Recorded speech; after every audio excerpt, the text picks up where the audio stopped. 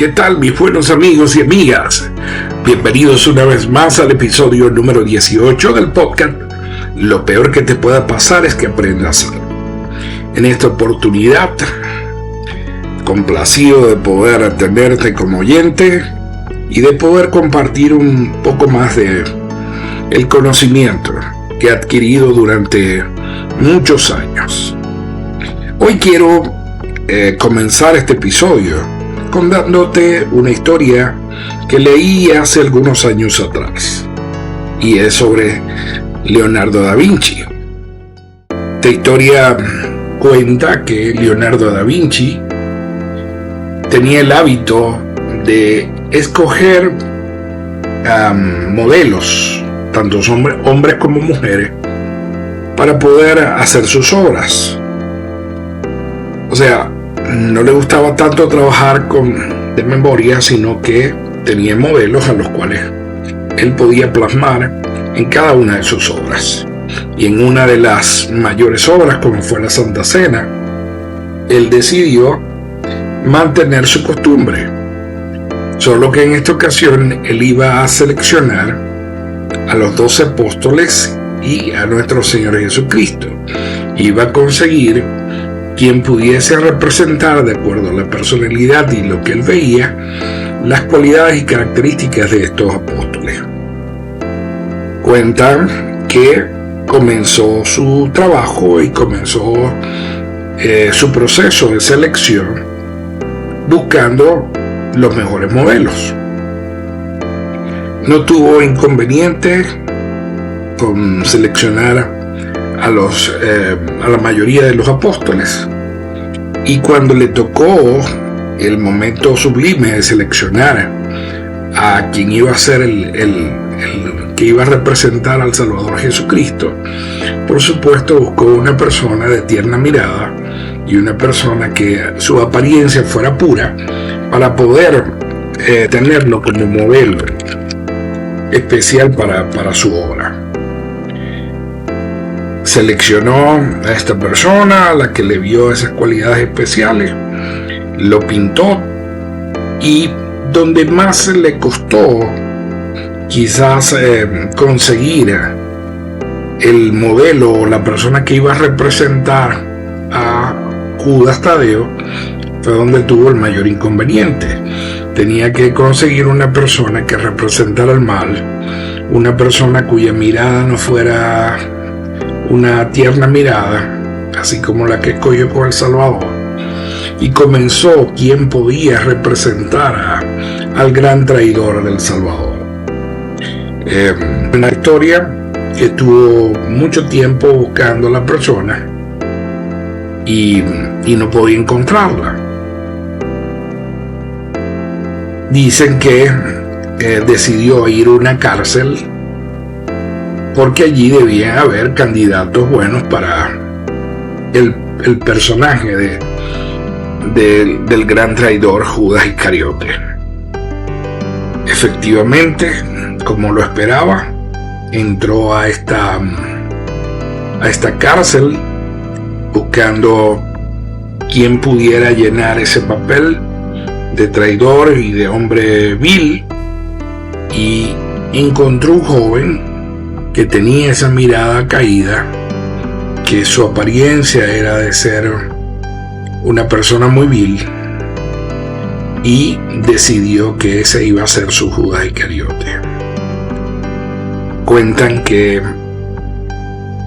sorpresa para el pintor Leonardo da Vinci, fue el descubrir que esta misma persona que estaba escogiendo en este momento como la persona más ruin que había visto en su vida, había sido un año antes el quien él había seleccionado como Jesucristo.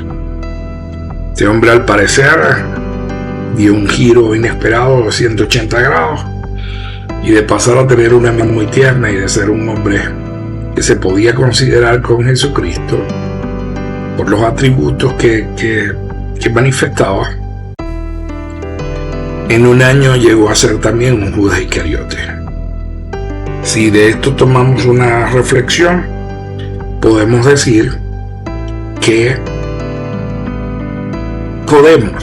cada uno de nosotros puede hacer un giro de 180 grados en su vida, para bien o para mal. Solo tienen que decidir hacerlo. Y tomando en cuenta esta moraleja, estuve leyendo ya casi un año atrás, y de hecho estoy intentando el seguir los consejos de un libro que llegó a mí llamado Hábitos Atómicos. El autor de este libro es James Clear, y lo interesante de este libro es que ha sido considerado como uno de los grandes bestsellers en cuanto a autoayuda, porque es un libro muy práctico y de algunos consejos en los que estamos en un proceso de generar cambio en nuestra vida, por supuesto cambios positivos, como dice la escritura de las cosas pequeñas proceden las grandes, aun cuando esperamos que esas pequeñas cosas, como fue la restauración del Evangelio, puedan surgir grandes cosas. También se puede interpretar que de aún con cosas, haciendo cosas pequeñas, también podemos afectar nuestra vida y desmejorarla. Entonces, en función de hacer cambios positivos en mi vida, decidí leer ese libro y seguir algunos de sus consejos, porque tiene una aplicación universal en todo lo que nosotros queramos. Si comenzamos con algo pequeño y si lo mantenemos en el tiempo, va a tener mayores resultados en nuestra vida.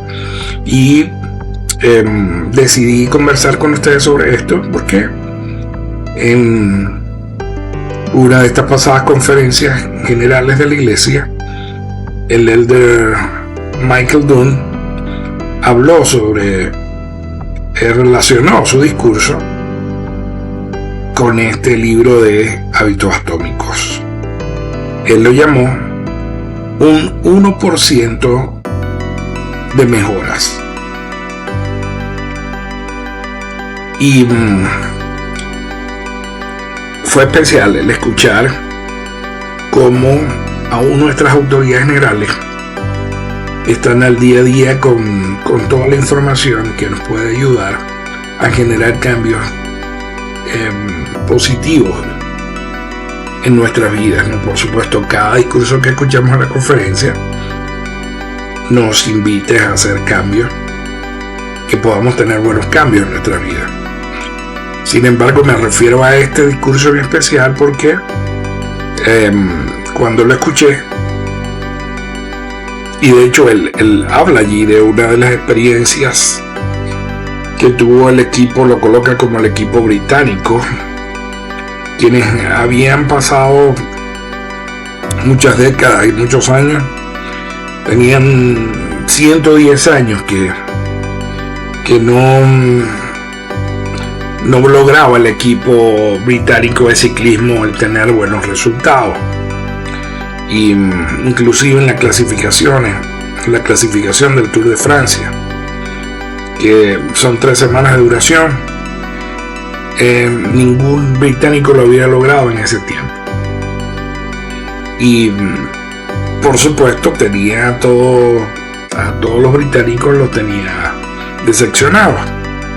Él cuenta, y este ejemplo de este equipo, del equipo británico y de los cambios que hicieron, casualmente es como comienza la historia o como comienza la referencia del libro de James Clear.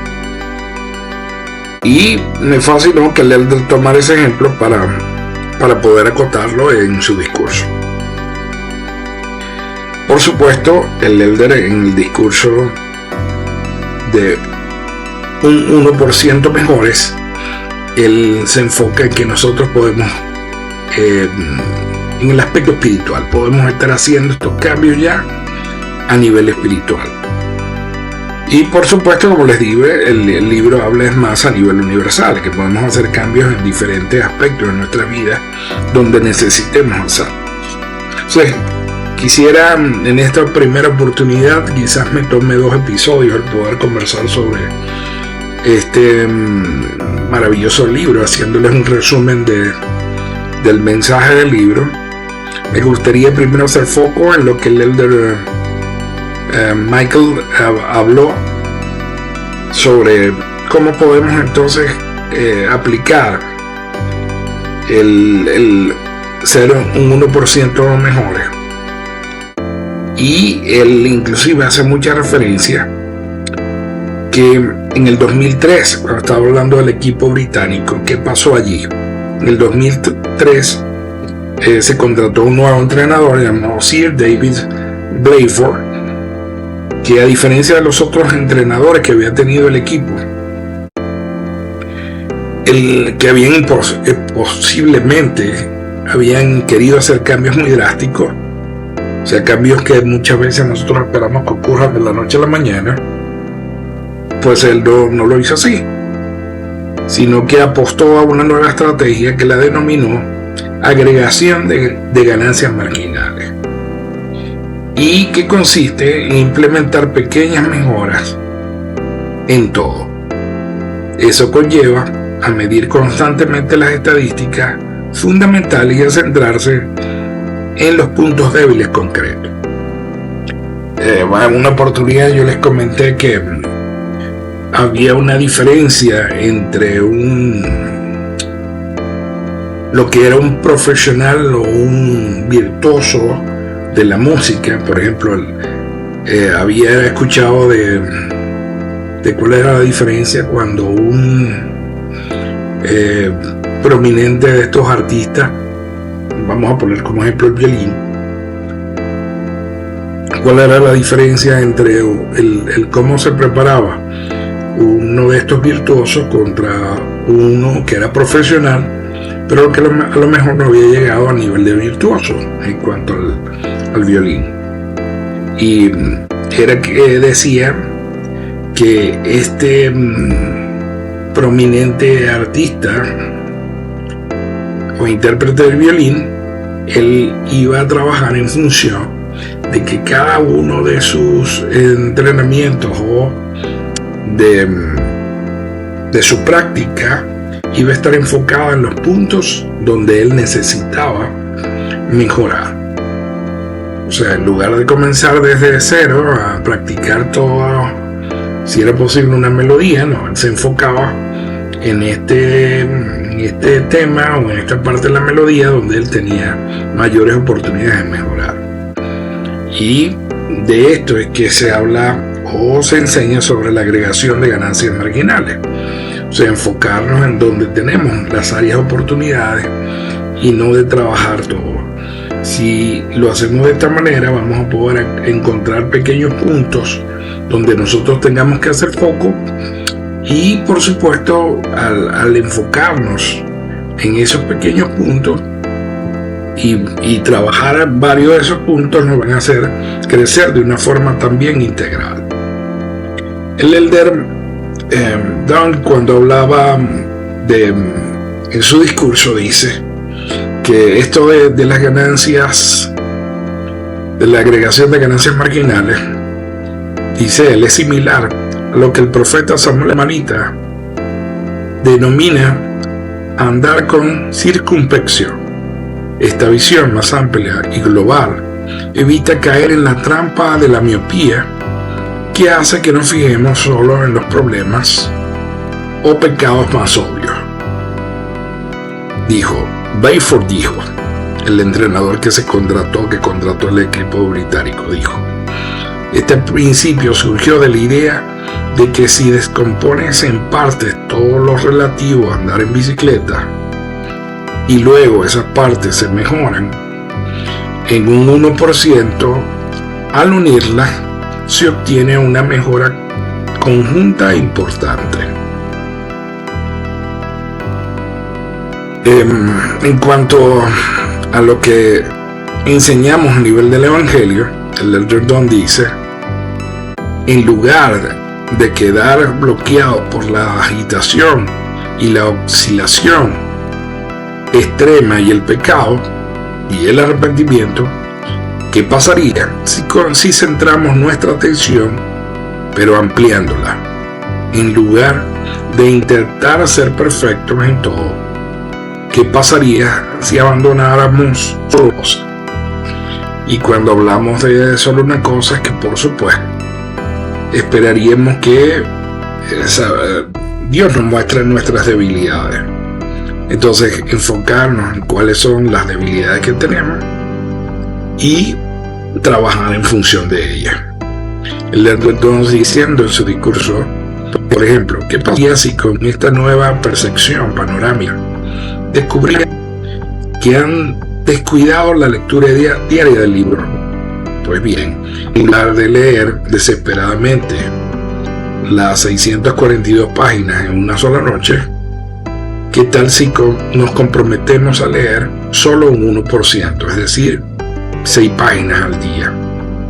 U otra meta viable, o otra forma viable en esa situación. Pues, o sea, ¿qué más podíamos hacer que en lugar de comprometernos a leerlo todo, que sabemos que va a ser completamente cuesta arriba, nos enfocamos en leer pequeños fragmentos o secciones del libro de Mormón, quizá capítulos? Es otras maneras en que podríamos tener la meta delante de nosotros y poder en el tiempo alcanzarla. Cuando se habla de las ganancias marginales, por supuesto que tenemos que pensar en que estamos corriendo un maratón y no una carrera de velocidad. Muchas veces ese afán de creer que estamos en una carrera de velocidad es la que hace que perdamos la visión para alcanzar las metas, o perdamos la visión del objetivo, porque ese objetivo, como les comenté una vez también, de que deberíamos tener normas en Marte, deben tener un tiempo específico, deben tener un tiempo y deben ser específicas y deben ser medibles. Entonces, si en nuestra vida nosotros logramos el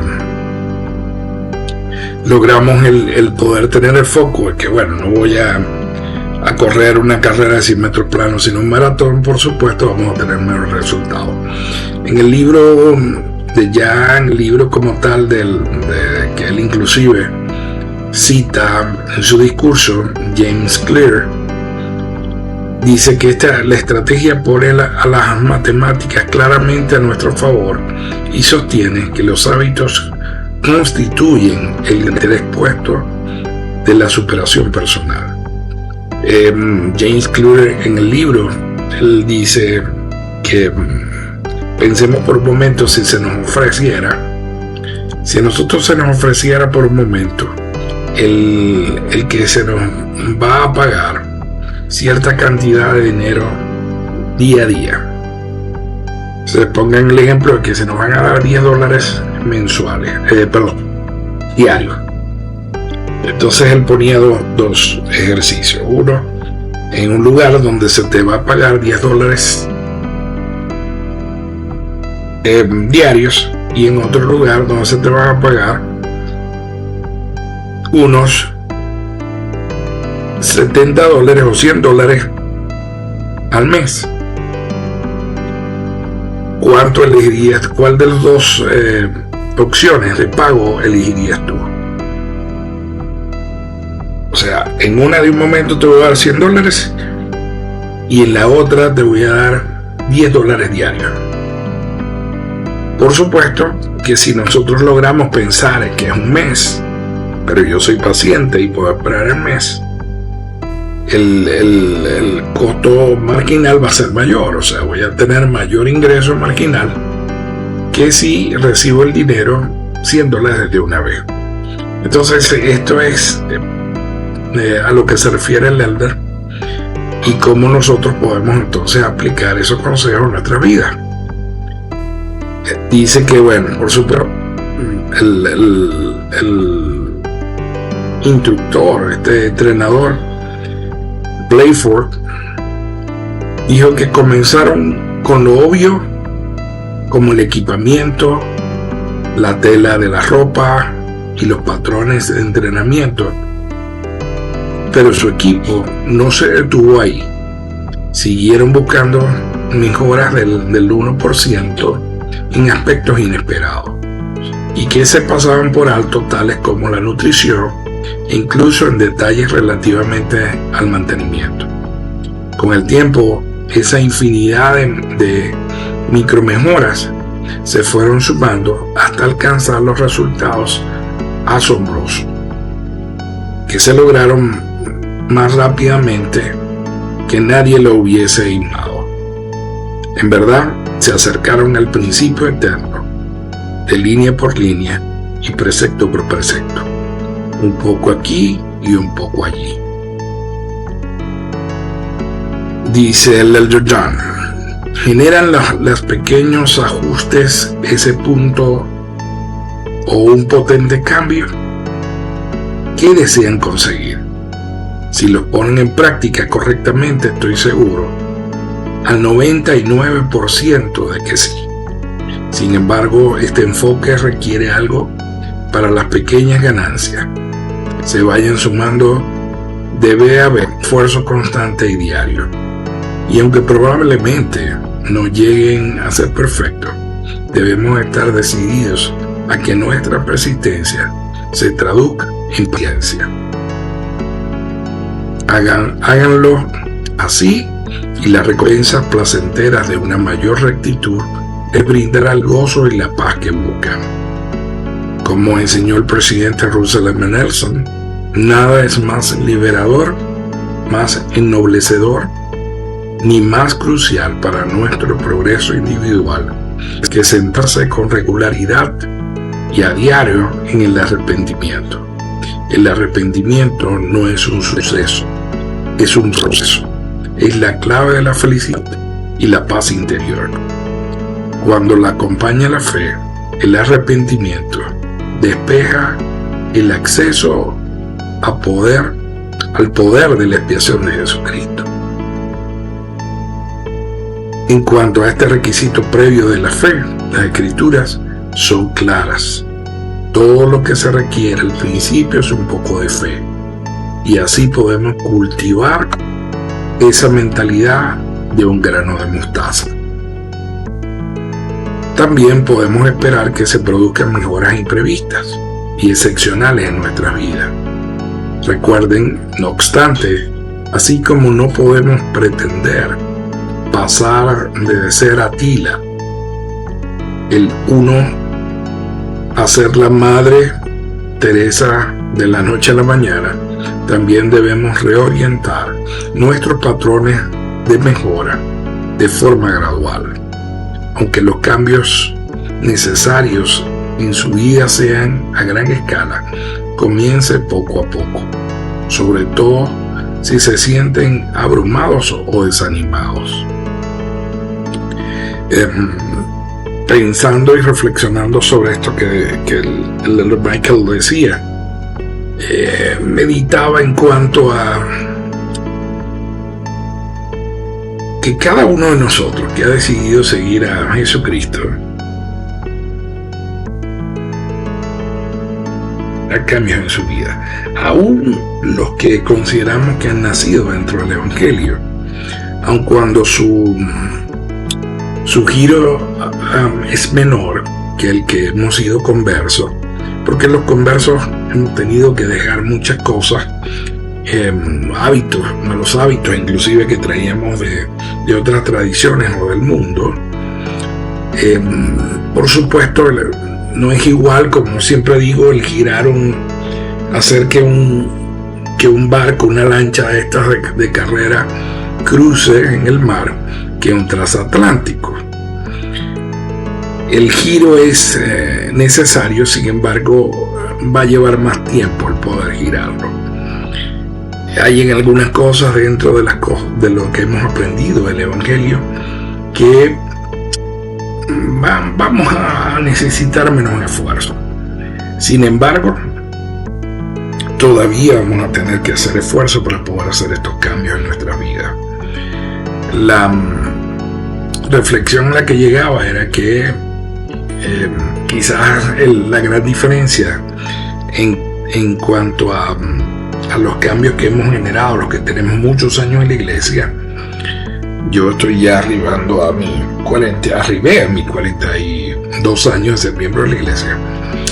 Y lo que he notado es que he tenido que hacer cambios también importantes en mi vida. Y cada día tengo que esforzarme por hacer cambios, si quiero parecerme a ser un discípulo más cercano a Cristo. Todavía tengo muchas cosas que cambiar, solo que he tenido mucho más tiempo para hacerlo que alguien que va conociendo el Evangelio. Entonces, a veces hay hermanos que nos admiran por el tiempo que tenemos. Sin embargo, la única bendición que hemos tenido es que hemos tenido más tiempo para poder generar cambios en nuestra vida. Yo a veces pensaba, o he pensado mucho en que cuántos cambios he podido yo generar en mi vida desde tener el Evangelio desde hace 42 años atrás. En ocasiones lo que he aprendido y he visto es que he podido tener un año de vida espiritual haciendo cambios, y esos años lo he repetido por 5, 6, 7, 8 años, no sé cuánto tiempo. Pero la intención es que cada año, así como habla como dice el libro de James Clear, y habla el Elder Tom lo apoya, es que poco a poco, cada día, cada mes, cada año yo puedo generar cambios. Porque ya cuando sumen estos 42, si yo he hecho cambios todos los años, son 42 años de cambio. Y cuando me he trazado la meta de correr y de hacer algo rápido, girar como yo he querido, entonces solamente he logrado estancarme espiritualmente. La invitación entonces, queridos hermanos, en esta primera parte de este podcast les hablé sobre la parte espiritual. El próximo episodio voy a estar haciendo un resumen más enfocado en el libro Hábitos Atómicos. Deseo que pasen una semana excelente, se les quiere, y deseo que nos podamos volver a encontrar en el próximo episodio. Que Dios les bendiga. Hablo para ustedes David Villalobos, Monsan, Davillán, se les quiere.